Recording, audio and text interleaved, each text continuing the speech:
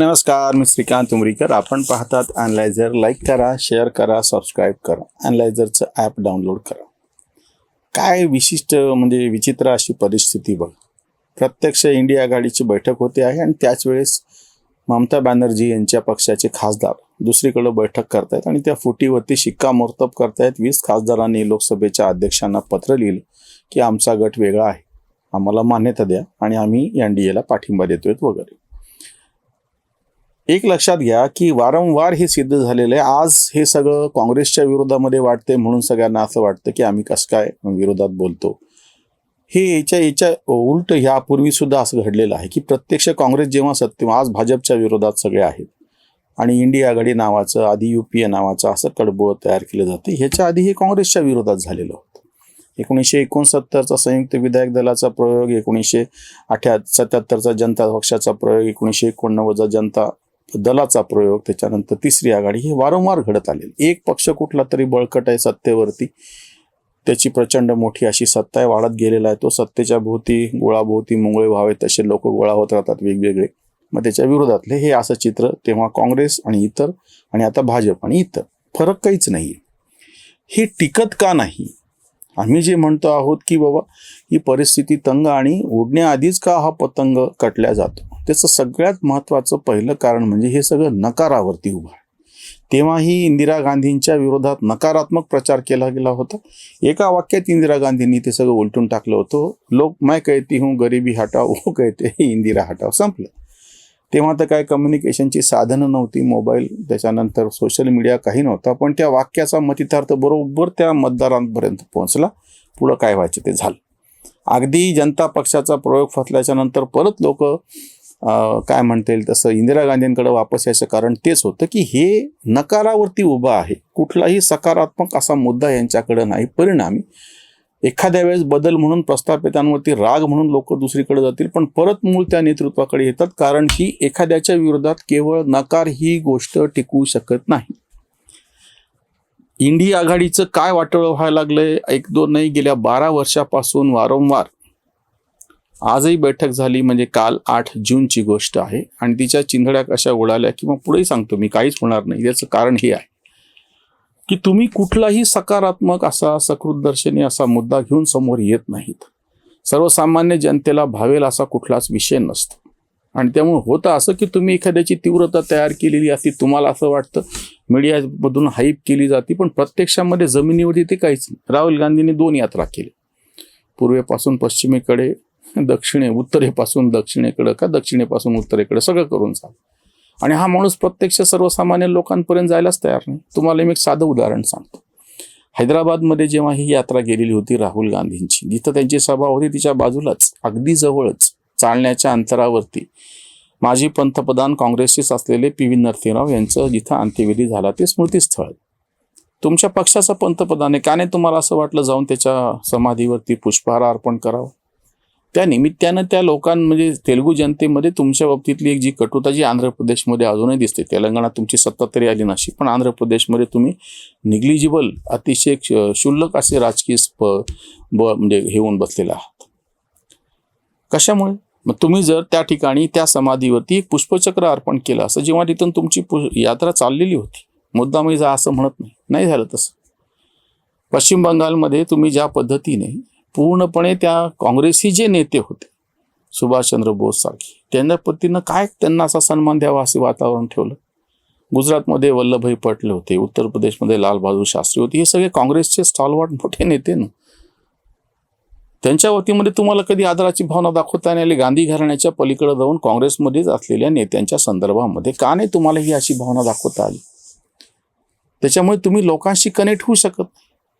दुसरं, प्रादेशिक पक्षांची अडचण अशी की त्यांना ते आणि काँग्रेस असं होऊन बसलेले, एका नाण्याच्या 2 बाजू अशा काही विचित्र होऊन बसलेले आहेत.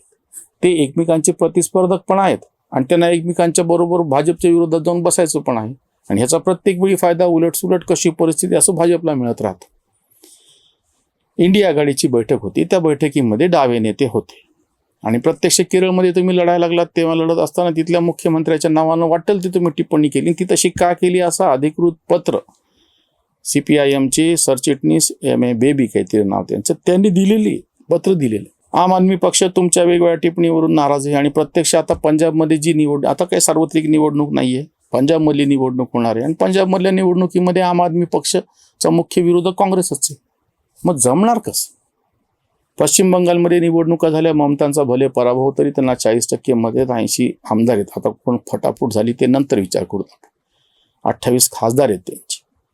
त्यांनी एक सुद्धा जागा काँग्रेसला सोडायची तयारी दाखवली नाही. इतकंच नाही, काँग्रेसचे अध्यक्ष असलेल्या अधीर रंजन चौधरीचा ठरवून पराभव करून दाखवला. मग आता तुम्ही जाऊन काँग्रेस बरोबर बसल्याच्या नंतर तुमच्याच मतदारांना संदेश काय जाणार? तुम्हाला मी समाजवादी पक्षाचं सांगतो, जिथे आता निवडणुका होऊ घातलेल्या आहेत. आज समाजवादी पक्ष तुमच्या बाजूला बसलेला आहे इंडिया आघाडीमध्ये, बरोबर आहे. एक मतानं वाजपेयीचं सरकार पडल्याच्या नंतर जेव्हा सोनिया गांधींना सरकार बनवण्याची संधी उपलब्ध होती, त्या राष्ट्रपतीकडे गेलाही पण होत्या, त्या वगैरे काही केलं नाही, बाकीचे म्हणतात तसं. आणि जेव्हा त्यांना प्रत्यक्ष तुमच्या पाठीशी 272 खासदार आहेत त्यांचं पत्र द्या म्हणल्याच्या नंतर सगळ्यात पहिल्यांदा पाठ कोणी फिरवली? मुलायम सिंग यांनी. मला विचारलंच नाही, 40 होते खासदार त्यांचे जवळपास. झालं, फसला ते सगळा प्रयोग. निवडणुका घ्याव्या लागल्या. जर तुम्ही अटल बिहारी वाजपेयीचं सरकार पाडण्यासाठी एकत्र होता, तर नंतरचं सरकार बनवण्यासाठी एकत्र का नव्हतं? नकारात्मक शक्ती फक्त ह्यांना आज धर्मेंद्र प्रधानचा राजीनामा पाहिजे, मोदींचा राजीनामा पाहिजे, अमित शहाचा राजीनामा पाहिजे, बस आपण असं समजूयात की हे सरकार कोसळलं. कारण काही असो, किंवा निवडणुका झाल्या, हे सरकार कोसळलं आणि आता तुमच्यावर परिस्थिती. तुम्ही काय करता? म्हणजे जसं संयुक्त विधायक दलाच्या वेळेस झालं, पण तेव्हा केंद्रात बदल झालेला नव्हता. पण जनता पक्षाच्या वेळेस केंद्रामध्ये 2-2.5 वर्षाचं तुमचं सरकार लोकांनी बघितले. जनता दलाच्या काळामध्ये विश्वनाथ प्रताप सिंग आणि मग चरण सिंग बघितले. आणि तिसरी आघाडीचे पण 2 पंतप्रधान, म्हणजे मोरारजी देसाई, चरण सिंग, त्याच्यानंतर विश्वनाथ प्रताप सिंग, त्याच्यानंतर चंद्रशेखर, त्याच्यानंतर देवगौडा, त्याच्यानंतर गुजराल, 6 पंतप्रधान असे तडजोडीचे आघाडीचे बघितले की ज्यांना कुणालाच कार्यकाळ पूर्ण करता नाही आला. प्रत्येक वेळी काँग्रेसने त्याच्यामध्ये काहीतरी खोडा घातला. म्हणजे याच्या 6 पैकी तर 4 पंतप्रधानांची पद्धत काँग्रेसनेच घालवली. 2ची आपसातल्या भांडणामुळे गेली. मग हे असं का होतं? जर तुम्ही तुमच्या जनतेच्या समोर एक बाजूला केल्याच्या नंतर दुसरा पर्याय जर ठाम उभा राहत नसेल किंवा तसं लोकांना दिसत नसेल, तर लोक पुन्हा पहिल्याच्याच पाठीशी राहतात ना. तुम्हाला काही दिवस मी परत सांगतो की सत्ता मिळाली, जसं 2024ला बऱ्यापैकी यश विरोधकांना मिळालं होतं. काँग्रेसचे 99 पर्यंत खासदार गेले होते. काय तुमचं चित्र राहिलं नंतर झालेल्या सगळ्या महत्वाच्या निवडणुकीमध्ये इंडिया आघाडीला पूर्णपणे ते सफाचाट झाली. 3-13 वाजले. महाराष्ट्र, त्याच्यामध्ये तुमचं काहीच होऊ शकलेलं नाही. बिहारमध्ये तुमचं काही होऊ शकलं नाही. आसाम तर तुमच्या हातात नव्हतं.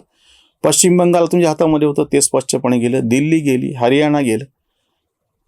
तमिळनाडूमध्ये तुमचा असलेला पक्ष DMK गेला, दुसरा आला, भाजप नाही आला. ह्याचं तुम्हाला आनंद, भाजप मुळात नव्हतंच, पण TVK आला ना. आणि केरळमध्ये तुम्हीच आपसात लढले होते, डावे आणि काँग्रेस. कोणी जरी आलं तरी नुकसान तर प्रत्यक्षामध्ये इंडिया आघाडीच होतं. अडचण आज इंडिया आघाडीच्या बैठकीची आणि हे तृणमूलचे खासदार सगळे फुटलेले आहेत. या सगळ्याचं तुम्ही एकच बघा, सत्ताधाऱ्यांच्या विरोधामध्ये विरोधक नकारात्मक मुद्द्यासाठी एकत्र येतात, हे काय फाळका टिकू शकत नाही. दुसरी गोष्ट म्हणजे जे काय असायचं तुमची एकजूट दिसत नाही. आणि आता ज्या पद्धतीने ही फाटाफूट व्हायला लागली, तृणमूलचं लेटेस्ट उदाहरण आहे. एकनाथ शिंदे गेल्याच्या नंतर सगळ्यांनी बॉम्ब केली होती, पण त्या एकनाथ शिंदेनी आपलाच गट खरा आहे हे परत लोकांच्या न्यायालयामध्ये जाऊन मतदानाच्या द्वारे 2024च्या लोकसभा आणि विधानसभेमध्ये दाखवून दिलं. तेव्हाही त्यांना उद्धव ठाकरेंपेक्षा जास्त मतं मिळाली होती. इथं तर त्यांनी सत्ताधाऱ्याबरोबर होते, 57 आमदार त्यांनी निवडून आणले. त्यांनी सिद्ध करून दाखवलं. आता समजा उद्या झालं की तृणमूलचा हा जो गट आहे तो बाहेर पडला, उद्या बाहेर पडलेला गट मीच मुख्य तृणमूल म्हणेल आणि त्यांनी निवडणूक लढवतील आणि त्याच्यावर जर लोकांनी शिक्कामोर्तब केलं तर हे बोलणार काय? बघूयात काय होतं ते. तृणमूलच्या फाटाफुटीवरची ही उसंत वाणी. वाढला गोंधळ, प्रश्न पडे कूट, पक्षातही फूट ममताची. 20 खासदार एकत्र सगळे होऊन वेगळे येती पुढे. संसदेत म्हणे स्वतंत्र हा गट, नको कटकट अभिषेकी. नको आम्हा साथ, इंडिया आघाडीची वाट, भाजपाची गोड वाट. इंडीमध्ये सारी आधीच बिघाडी, पंक्चरली गाडी त्यात अशी. ममता आटली, बेदिली माजली, फुटही गाजली राजकीय. कांत प्रादेशिक, पक्ष संकुचित, वेगळे संचित काय होणे. काँग्रेसची तशी बोंब आहे आणि प्रादेशिक पक्षाची अशी बोंब आहे. हे जे सगळे पक्ष आहेत त्यांचं एकतर कुटुंबापुरते मर्यादित आहेत, अतिशय संकुचित अशी त्यांची दृष्टी आहे. कुठलीही व्यापक भूमिका ते घेत नाहीत. जेवढा काही काळ आहे त्यांचं नेतृत्व, त्याचा करिश्मा टिकून असतो तोपर्यंत लोक त्यांना डोक्यावरती घेतात. तृणमूलनं तर एक वेगळंच उदाहरण समोर आणले की कुठल्या कारणानं सत्ता जर गेली तर महिन्याभराच्या आत जी फाटाफूट बेदिली मारलेली ती अगदी थक्क करून सोडणारी आहे. हे नेहमी बोंब मारतात की बाबा भाजपने हे घडून आणलं, भाजप सामदाम दंडभेद सगळं हे करतं. आम्ही परवाच्या व्हिडिओत म्हणलं तसं तुमचे घोडे बाजारात आले, तुम्ही तबेला का उघडा ठेवला याचं पहिले उत्तर द्या.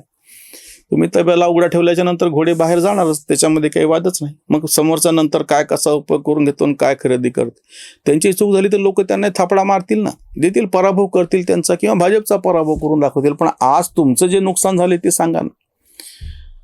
विरोधकांच्या आघाडीची ही परिस्थिती अशी आधीच लढण्याआधीच तंग होऊन गेलेली, त्याच्यामुळे उडण्याआधीच हा पतंग कटतो आहे. इथेच थांबू. धन्यवाद. धर्मजागृतीचा विधायक